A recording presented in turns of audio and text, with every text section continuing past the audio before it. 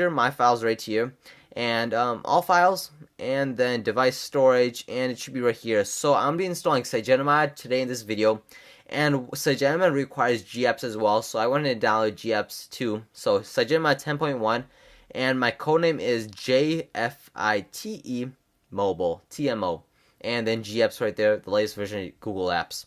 So we're going to install that. So you need, actually one more requirement is that you need a custom recovery. So you have two options. You can install ClockWorks Recovery on your Galaxy S4, or you can install TeamOne Recovery Project on your Galaxy S4.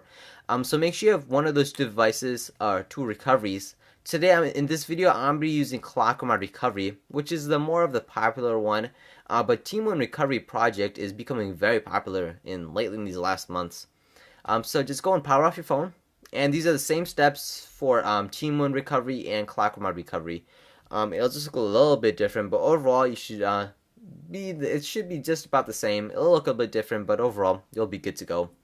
Okay, so once your phone is powered off, we're going to be pressing the volume up, home center button, and power button all at the same time. Once your phone vibrates, let go of the power, but keep holding onto the volume up and home center button. So all three. Vibration, let go of the power. There we go, let go of the power, but keep holding onto the other two keys, and now you can let go once you see that blue screen right there. And just wait until it enters into recovery mode, a custom recovery mode actually. So just give it a few seconds, and now it should look something like this. It may have blocks, that's TeamOne Recovery, custom recovery, or it could be blue, which is ClockWorks Recovery stock.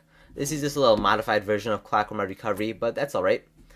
So what we're gonna do is first do a factory reset so we don't soft brick our phone.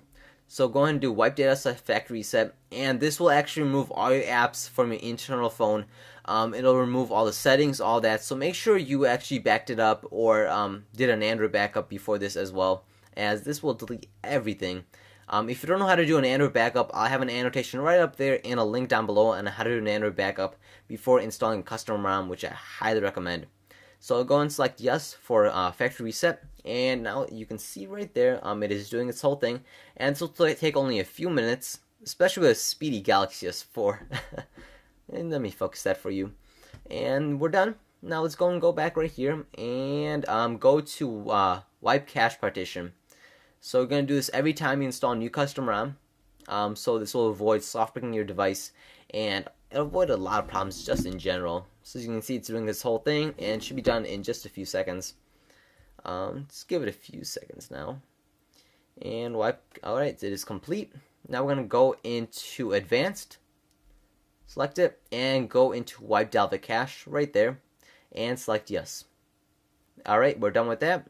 Now go back, install zip from SD card, and depending where you put your SD card, I put on my internal Galaxy S4 storage.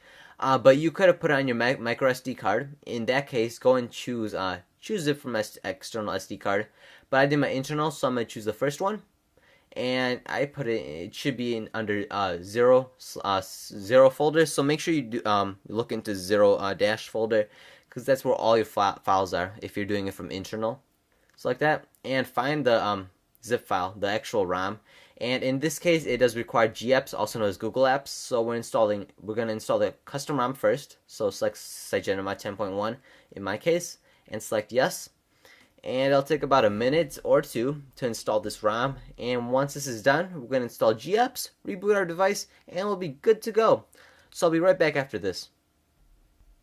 Alright, so the custom ROM has been finished installing, so we're going to go back into choose zip from SD card, or choose zip from external SD card if that's where you transfer GApps. If your certain ROM does require GApps, in my case it does, so I'm going to go and do choose zip from SD card, and go into zero, that's folder right there, and go ahead and select it, and I'm going to try to finish this up right before my battery does die on my camera. Select GApps right there, and select yes right there. Select yes.